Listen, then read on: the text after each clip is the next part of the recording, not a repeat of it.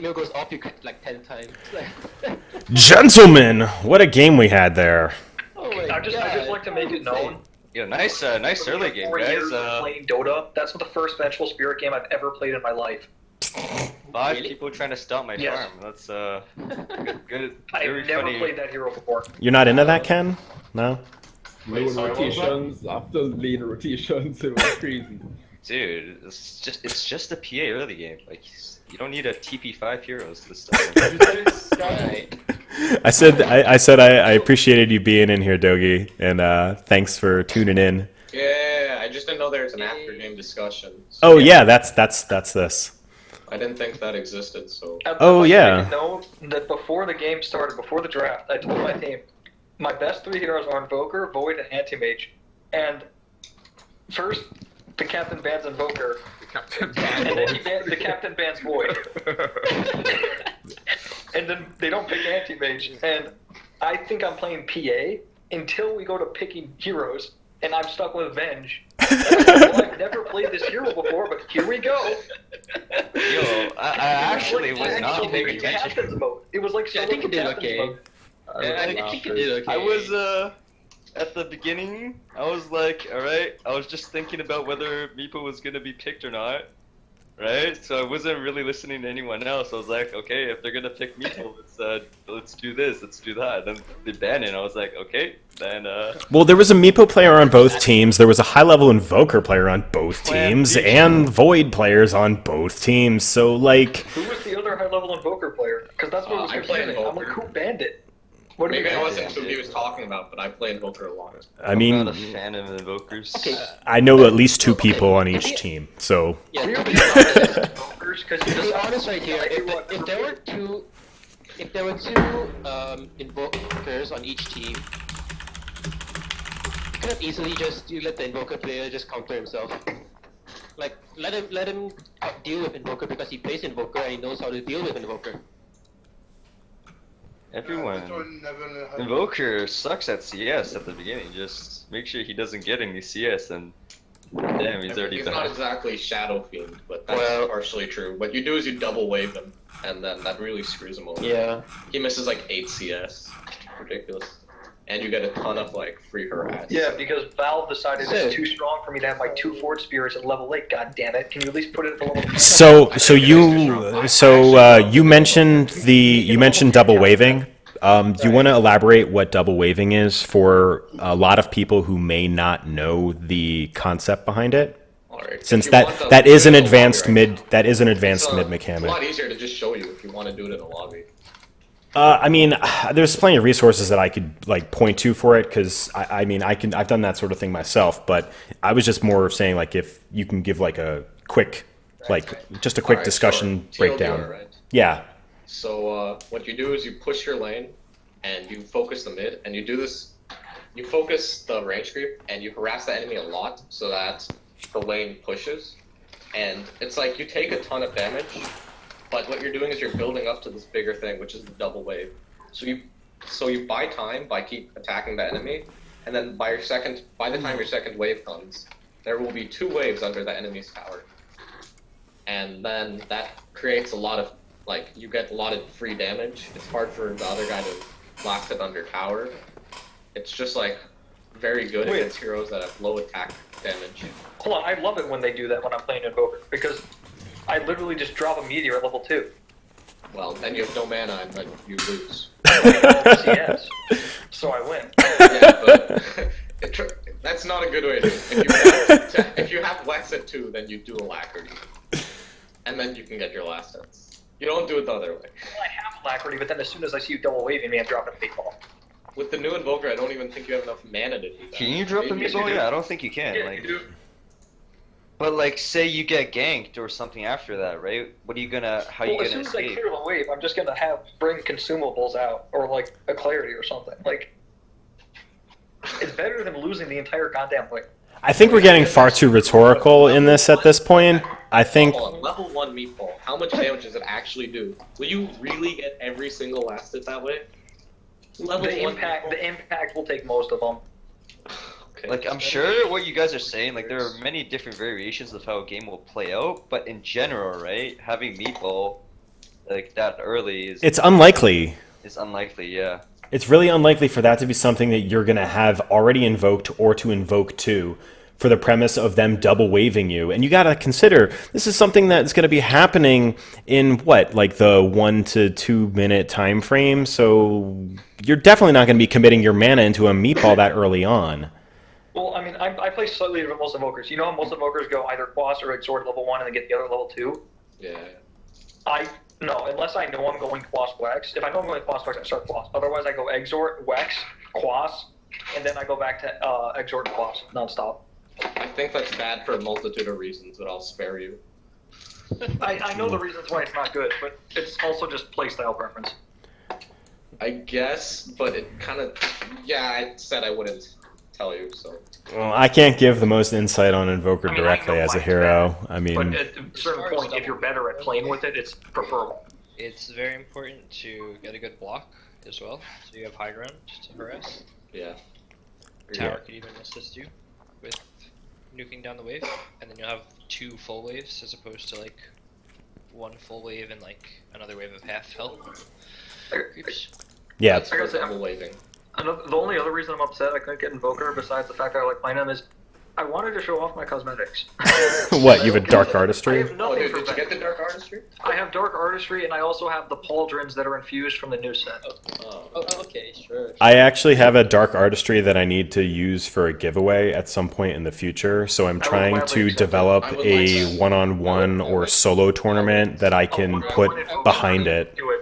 A Alright. one-on-one Invoker tournament. Please do, because I would like it. I'm still trying to figure out what I want to do for that. So, I mean, believe me, once I have that idea nailed out, anyone that has signed up on the Google Doc will get an email announcement of, you know, what that sort of tournament is going to entail. Because, I mean, signing up through that Google form provides me with the ability to re-engage with you directly easier. So I can let you know of things like when I'm going to be doing my tournament around this Dark Artistry set giveaway, for instance. So that's something that I do want to get to at some point. It needs to be Invoker 1v1s, and it has to be, everyone has to go Quas Wex, and then it'll take forever. You know, this might be stupid enough to work. Oh, speaking of which, Lavinarak actually jumping in chat. Lavinarak actually being the generous donor for the Dark Artistry giveaway. So thank you, Lavinarak, for that. And, you know, I'm sure we're going to have something happen for that soon. We're in the planning phase. We'll make it happen. You know, I have about $260 or $70 in just battle passes. So if you want to give out battle passes instead, I would be willing to do a swap. What the hell? What are you doing with that many battle passes? Mind giving me one? Money Just laundering. enough? Money laundering. Yeah, it is money laundering. I'm not one to talk. It's not like from a store. I would appreciate it, but still. It's like from gift cards that I get, and I'm just laundering them because it's like very easy to just sell them for PayPal. Yeah, So I mean, Hey, it that's, is money. that's real world trading. Wait a minute, wrong game. That's not an RTS. oh boy. Anyway, All right, I'm so going to go enjoy so your night. yeah, thank you so much. I appreciate your explanation on the double wave. It was very insightful to the people hanging out. Yeah, Oh, by the way, if anyone has the Dark Moon Baby Roshan, I will trade for it. You can't. It's untradeable. It's going to be tradable eventually. I think it's one of those ones where it won't be. No, all the Baby Roshans are tradable, they said. So This is a new one though. No, this is new. Yeah, ever since they it's the started same doing the concept. bullshit. I sold my Platinum Baby Because the other one was Roshan. Dire Tide. I sold my Platinum Baby Roshan. I miss it every day. How much is it 2200. for? That's it. Wow, what a rip. I've seen them going for 5K. I got an unusual green They're- for 55 cents. The range of the value of the Platinum Baby Roshans were contingent on series and also how the gem configuration was. And it also depended on the time frame of when you sold it. So there was the time during the Three Spirits update where you could unsocket things out of unusual couriers and not actually break them. So you would have the base model and both the gems. And you needed to have an unusual base model, even if there were no gems in the courier, in order to put gems in the courier and have them actually take on the effects of the gems that you put in them. So that's how unusual couriers and that stuff of yesteryear that most current Dota 2 players will never really know about. But the way that it worked for the Three Spirits update, you could use the tool to disassemble it and you would keep all the parts separate. At that point in time, you could sell just the empty platinum Baby Roshan courier with no gems in it for like $1,500, and then one of the gems in it was going for around like $800, and then the other gem was going for around like $500 or $600. So like each thing individually had a separate monetary value, and if you were one of the smart people to regem your platinum Baby Roshan with some really exotic color or particle effect treatment, that's where the value of it just like skyrocketed, because after the Three Spirits update, you couldn't take those gems out of the base models without destroying them. So like now, if I were to have a platinum Baby Roshan in my inventory right now and I wanted to have just the base model, it would destroy the gems in it. They would just be gone. And then on the transverse, if I wanted the gems to extract those, it would destroy the base of the courier and it would just be gone. And that's why the ones that had they were open socket were worth a lot more money, and then the ones that were socketed with exotics were even further on than that. But the amount that I could have ever gotten at the peak would have probably been like 28 to $3,000 if everything was unsocketed, maybe 33. Wait, no, the most expensive platinum Roshan was 15,000. Was it the pink one? No, I think I saw one that was like the pink ethereal flame. yeah, but then there was also the dog one. It wasn't even a Baby Roshan courier. It was like the pink ethereal dog. It was 30 grand. The enduring war dog, yeah. Yeah, and then it got duped. No, that was the Baby Roshans. The enduring war dog just dropped in value basically for no reason. Yeah, I think it had to do with the legacy color configuration type stuff. Something like that. I'm But not the really dupe was sure. The Baby Roshans. There were different Baby Roshans that were duped in different quantities. Because there was the platinum on platinum with the shimmer, and then there was the platinum on gold with the coins. And then there was the platinum on platinum with the coins, and then the platinum on platinum with or the platinum on gold with the shimmer. So like there was like all four of those variants too. So like fucking weird. I don't know. Yeah, I have like a dozen gems on one of my accounts that I can't put in anything right now. Oh It makes me boy. very sad. So as a whole, this game was pretty ridiculous. I mean, we ended up talking about item trading for so long. But yeah, I don't really know if there's a good way for me to really approach doing like a quote-unquote MVP type coaching sort of thing, which I had previously intended to do for this. So I think the fact that I couldn't just straight up finish my Hurricane Pike after the 4-staff and then go Maelstrom like killed me inside. I had to go Arcane Boots, 4-staff, Aether Lens, then finish the Hurricane Pike, and then get the Axe. I'm like, I hate supporting so much. Oh, well, I know it hurts on the inside sometimes. And then after the early game, I just didn't do anything, basically, because I was useless, but whatever. I had one good magic missile towards the end of the game. But Yeah, there was a lot of fun smoke ganks from both teams across the game. I think there was a lot of really good rotations and plays made from both Petrichor, the feed is real.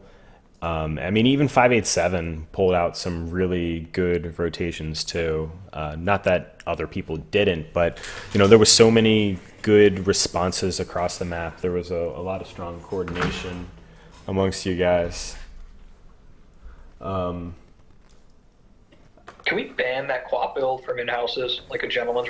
That is just disgusting. I mean, that's kind of the meta, though, you know? It's like that level 25 blade mail build.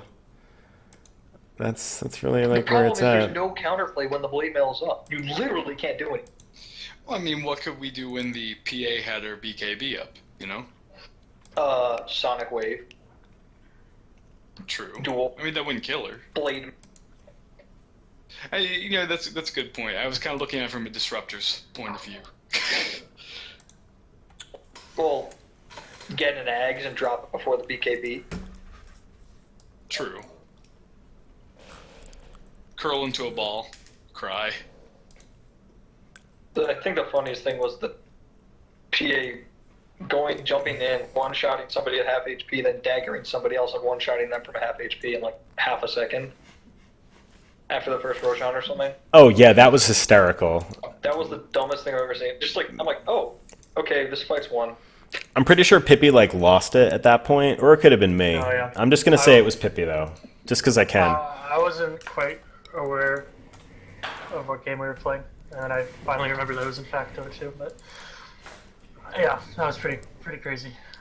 I kept like going forward to magic missile people, and then they'd call for a swap to get out of, and I'd swap them, and they'd move like 2 feet because I had run forward with them to try and get a stun off. So they kept on having to tell me, stay back, stop going forward, and I just sit back there waiting, and it was so boring. Oh, man. That was the first time in a long time I'd played Disruptor too. So I was kind of like, oh yeah, you can glimpse people, but if you glimpse them too quickly, you'll glimpse them back where they came from, far away from your team. Oh yeah, thanks for the save on top lane.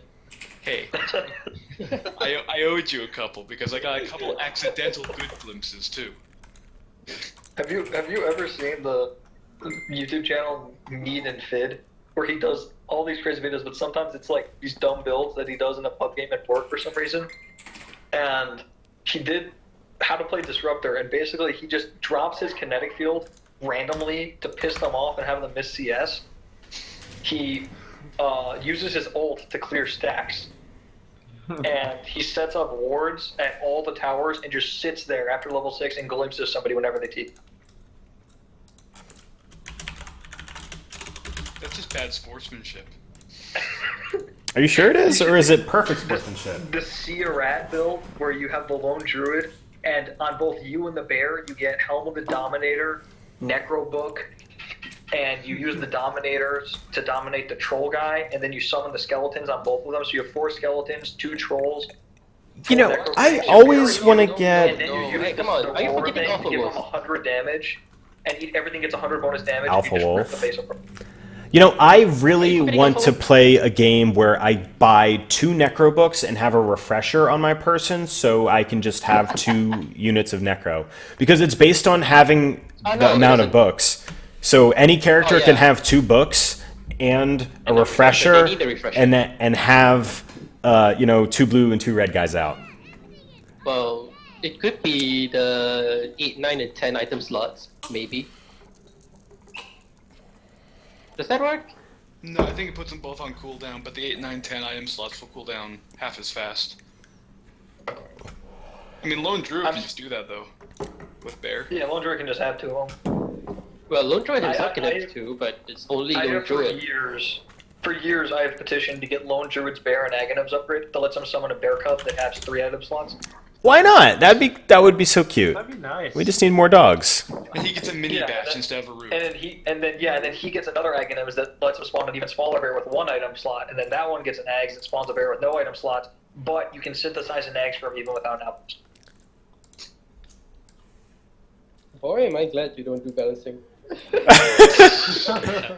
Well, I'm also the person who thinks PA should have an Ags upgrade where it's a 0.1% chance to insta kill if it crits. Boy, am I glad you don't balance. That's what it Ice is. in Dota Frog's Info. been- It's a 1% chance to kill instantly. Okay, It- I just don't think in a game like Dota there shouldn't be any chance of insta-killing people. Any, at all. But I even mean, if what do you like a call 0.01% tiny combo chance. at like early? Because that's Oh, they're 100% right chance. there. See? Yeah, but that's not on the not screen. RNG. That's not RNG. That's Mhm. a set amount of damage, and you can build HP. but And you can They're play very around good it, yeah. yeah, you can play around it. Good dog. Yeah, good dogs. You guys are no fun. No, I think what it should be is instead of that 0.1 chance to insta-kill somebody, it'd be a 0.1 chance to just make them force abandon from the game. That would be real entertaining. I mean, Why stop you could there? also 0.1 just chance to you could destroy also the just pick Monkey King. If you want to pet No, just I know. one dagger and it deletes system 32. And you're just You done. should actually give Monkey King an Aghanim's upgrade, and that Aghanim's upgrade makes his ult spawn across the entire map. I don't think that's a good idea. All right, guys. So Somebody should hire you. let's go You know ahead what you should and do some of these item giveaways that I had don't know what- mentioned. how I Alright, I'm gonna go get a drink. did mention these things. How are we gonna give like, is there a raffle? No, but for real, they need to change out World of So Power. I have to take it, exclamation mark? I think they forgot it existed when they reworked the hero to have the orb steal int instead of the astral. Because now it's just a way to make your teammates miss all I of their gotta spells. set it up. Bummer. It'll Yeah, pop but up on the Astro screen when person it's does do ready. Damage now. Barely. The problem is they each do damage to whatever they're in, but the AoE doesn't hit everyone else. So if you clump them all together, in theory you should do like 1,000 damage, but it doesn't work that way. You just hit the 250 on everyone, and that's all they take. It would be fine, in my opinion, if, say you got a 3-person ultimate, then they all, when they came out of the Astral, dealt 250 in the AoE, so they all took 750. That's a good upgrade. But you just add a little bit of damage, and they're out of the map for like 3 seconds, which can actually hurt a team fight. Yeah. I mean, I'm willing to also hear arguments that silencers is worse, but whatever.